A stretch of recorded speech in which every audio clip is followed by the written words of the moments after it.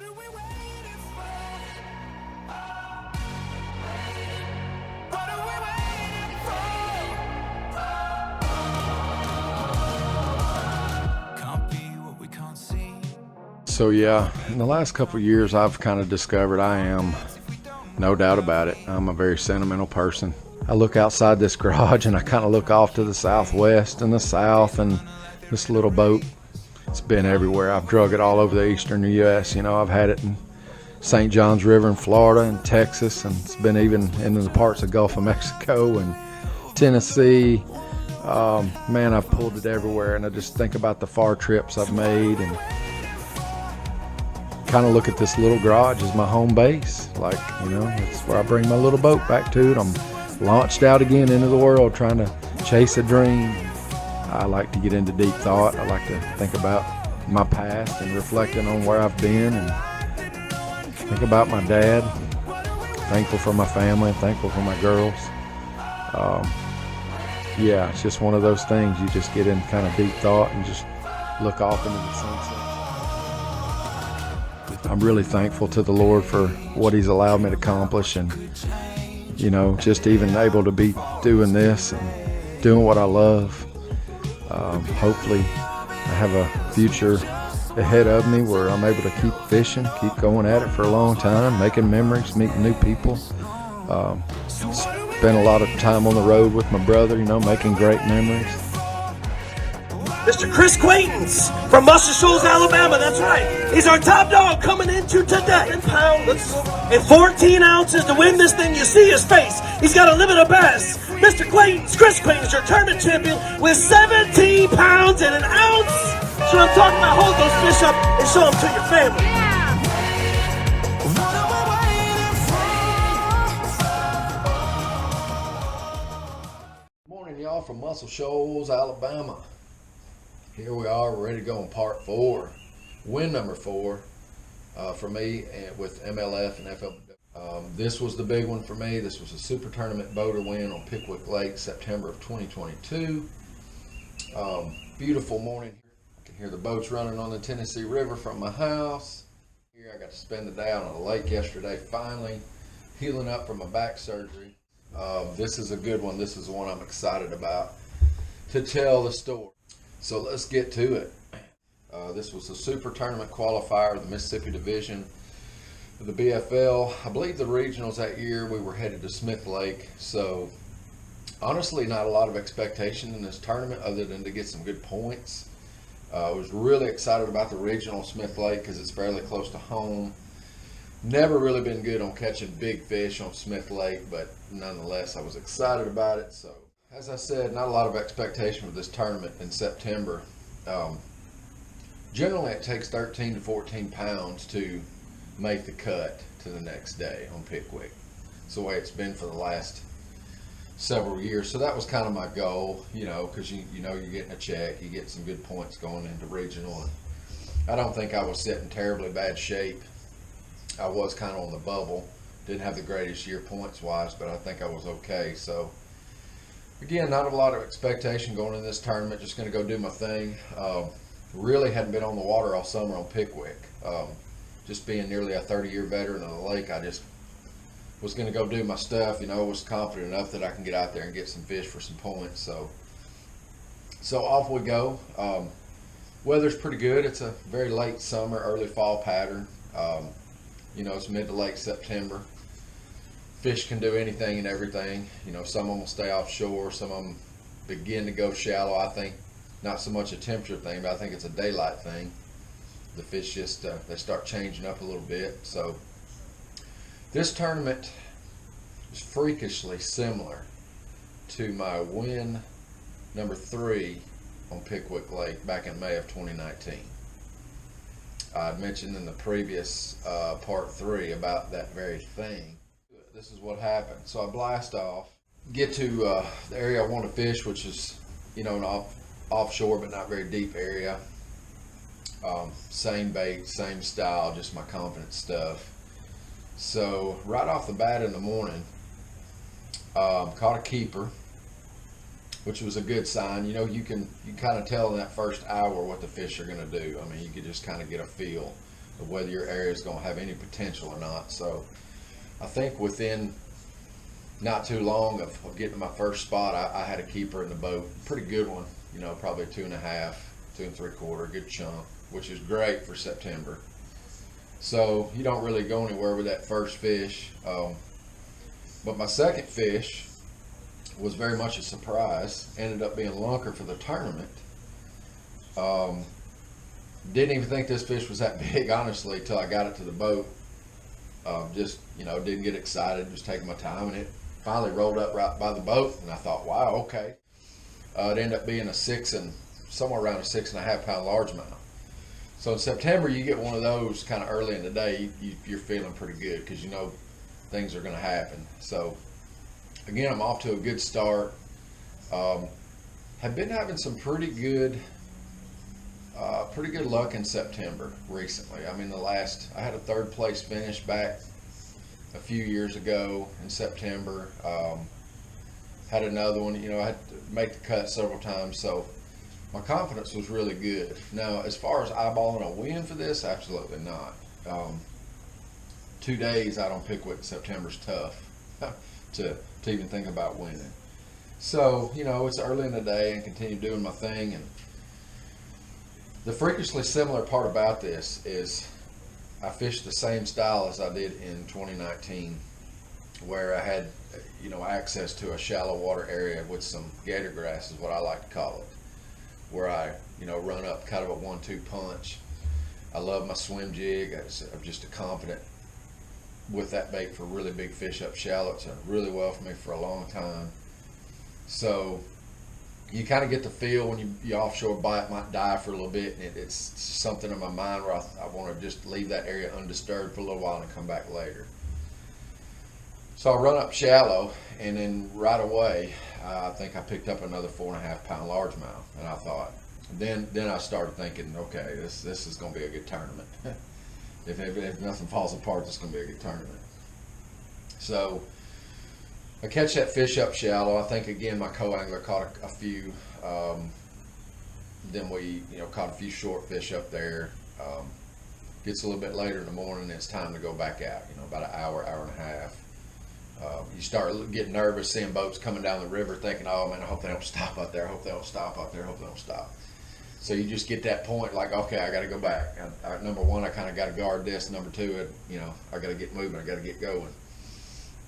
So I get back out to this offshore spot again, and bam, I hit another keeper. He was probably another 2.5, 2 3/4 pound fish, I think. So that was 4 fish by a reasonable. It was probably about 10 o'clock maybe, and then it got tough. It was on a Saturday, and it was sunny out.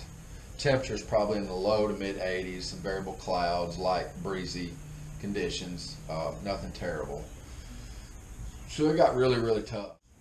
Had about a, 2-mile stretch that I knew were a lot of just small brush, some of it a little bit deeper water. I had some brush located, 12 to 15 feet, and I started hitting all these little bitty spots, trying to just, needing one more fish. I thought, well, I'm going to start hitting brush piles.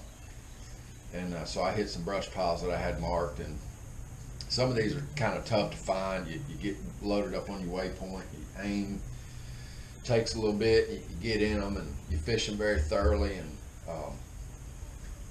caught a few short fish, but man, time was going by and I was running out of time. My co-angler, I don't think he had a whole lot on that Saturday. He was struggling a bit too. I think he had a few keepers, but man, I wanted that 5th fish so bad. I had a really good sack going, and I wanted to start off day one really good. And so, I mean, it got down to the wire. I think I had 10 minutes left on this Saturday, and boy, I was fishing and fishing and fishing. And I went back to my primary spot, and I thought, man, you're gonna have to slow down. You're gonna have to concentrate. And here's where you get into the meat of this. After this tournament, a lot of people were asking me about, catching these fish, and just because you're holding up pictures of several big fish, it's like making it look easy. I told a guy, I said, man, it's almost not even fun how you catch these fish. I mean, you're throwing 30 casts in one spot.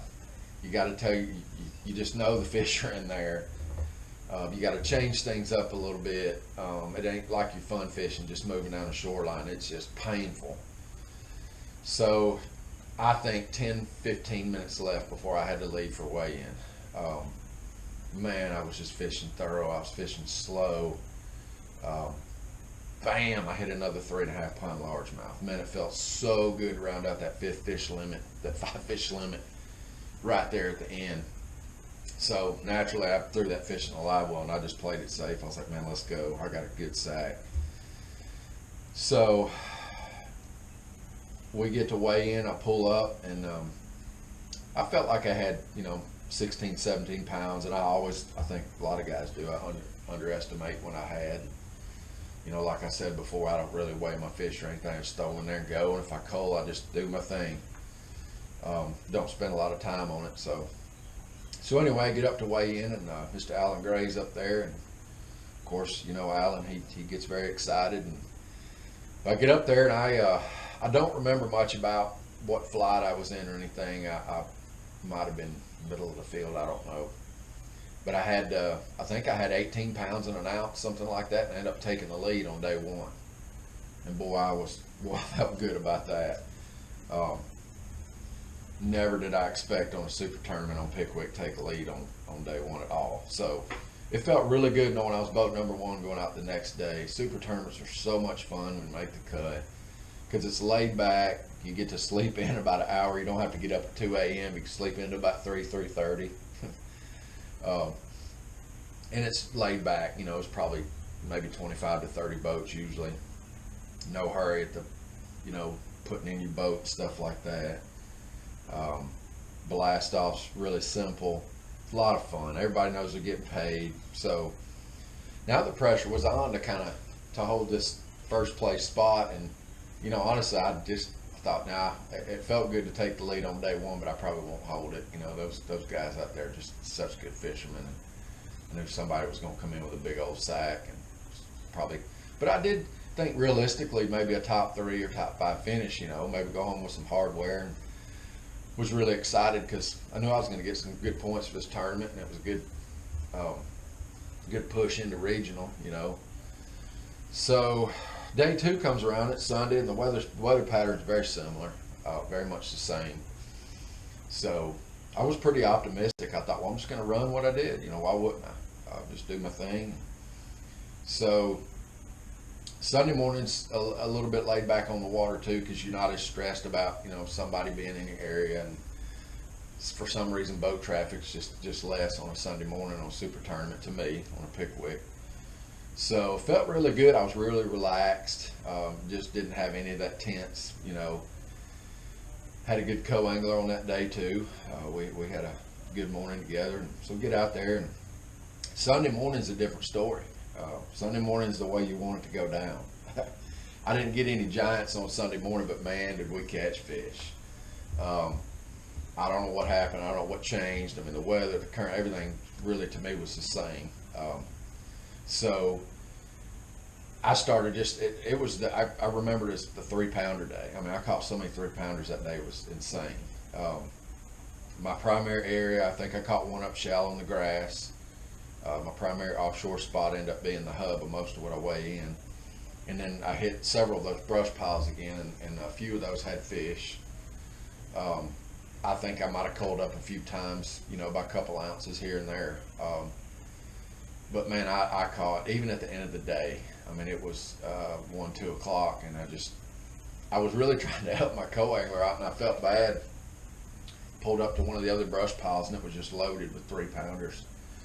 And I said, man, I'm not even going to throw in there anymore because these fish aren't doing me any good. And he needed a couple more, actually. And I think he was, obviously he was first place going into day 2 because he was first on day 1.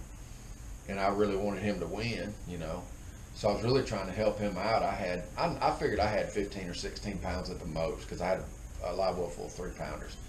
Man, I felt good. I mean, I had that limit early, fished all day, was calling out 3 2s, 3 4s, 3 6s all day long.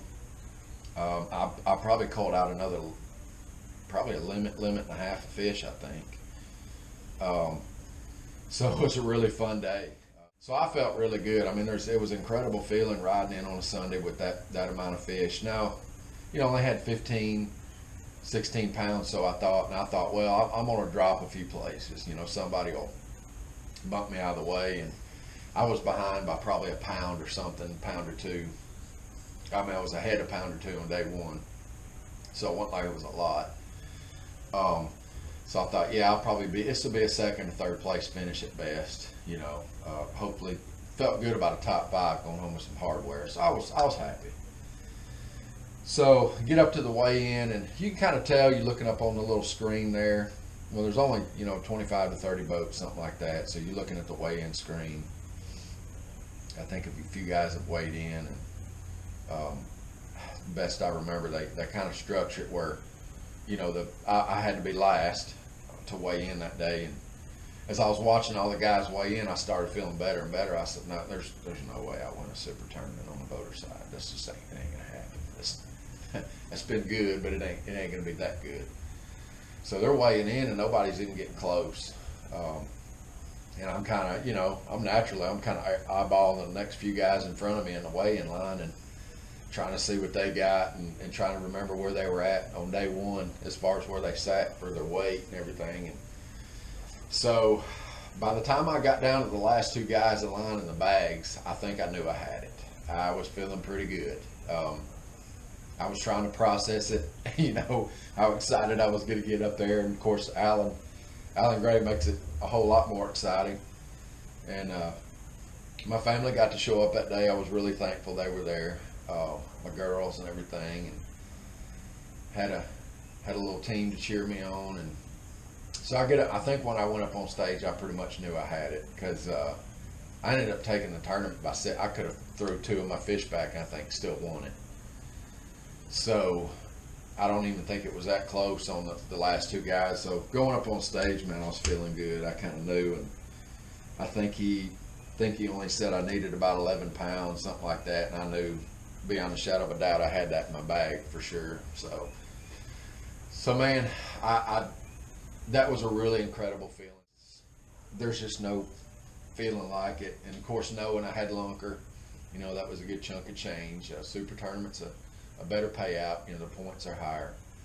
So then, removed all doubt of making it to regionals. You win, you're in, especially when you fish them all, or it was back then that way. So I was I was thrilled. And to do that well in September, I truly believe it was just a gift from the Lord. I mean, I just went out and did my thing. It's always my prayer when I go to take off, Lord, I don't have much, but this is what you give me. I'm going to do the best I can with it. And man, he blessed it. And I was so thankful. It feels good to win. It feels good to win multiple tournaments like that in the BFL, and it feels good to win a multi-day tournament. That's a lot tougher to do, because a lot of guys, we can all go out and have a good day, but to hold a pattern like that, 2 days is a tough thing to do. The good thing about this win, it came on the heels of a good third place finish I had as a co-angler that year in the Toyota Series. I think I won $8 grand in that tournament, and I'll share that in my last little installment of these 5-part series I'm going to do. But yeah, so I was sitting on a good year financially for me, just for BFLs. It's nothing to compare to what a lot of these guys make, but for me, I was thrilled. So I felt very accomplished. This was the tournament right here that just something interesting to me that I've always liked keeping up. I'm not a big debt guy. I just don't like to be in debt. And man, as I told y'all before, I was really tempted to get me a little bit bigger and faster boat. And should I take a major risk and just go for this thing and start hitting the Toyota Series heavy? But my life structure, my finances, that was, I don't know. I'll never know if I made the right decision or not. But I just don't like being in debt. So I've always liked keeping track of what I paid for this boat brand new versus what I'm making. And this tournament put me roughly $7,000 over what I paid for this boat brand new, and that just felt really good. That just, for me and nobody else to know, at the time, I just thought, yes, now I'm in the positive, now I'm in the green. on my little investment, because you know, a lot of people, oh man, you know, you're not going to get a return out of a bass boat and this and that. So that was all there was a lot of feel good about all this. Now when you get, to me, when I got that many wins in the BFL, that the confidence level was just super high. I was really hoping for Smith Lake to be a good tournament, to make it All-American. You know, it was my shot to get somewhere. Didn't have much of one, you know, with my finances, my job. It's tough with family and you know, life. You guys know it's really expensive. So I had high hopes of the regionals. You know, I thought, man, could this be my time? Could this be it? So long story short, Smith Lake fell apart on me. It wasn't. I caught a lot of fish, had a good practice, was feeling really good about what I was doing. I just had 4 big old spooks tied on to the same color. Was just running the top water, but it didn't work out for me on both tournament days. So there went that. But so this win number 4 was good emotionally. I mean, it was a very good chunk of change. Again, it feels good to get all the congratulations and the accolade and everything. And I had another tournament the next weekend, another super tournament out of the Choo-Choo division, out of McFarland. And I really, really wanted to go back to back. That would have been just huge to me, to go back to back super tournaments, you know, on Pickwick Lake. So I ended up the next weekend running down there, and day 1 was pretty good. I rounded out a 5 fish limit, and I was sitting, I think, in 5th place. And buddy Jay Keaton had a good day 1. He was sitting in first at 17 pounds or so. So I had a shot, but day 2 ended up falling apart. But what I discovered when I got down there, there were boats everywhere, all over that area that I was fishing the weekend before. And of course, you can't miss this little purple triton. And I think everybody knows me out there now, and you know, the word gets out. And my brother kind of overheard some folks saying they knew where I was and everything, and which is, it's fine, you know, it's part of tournament fishing. You do well, people naturally want to know where you catch your fish, you know.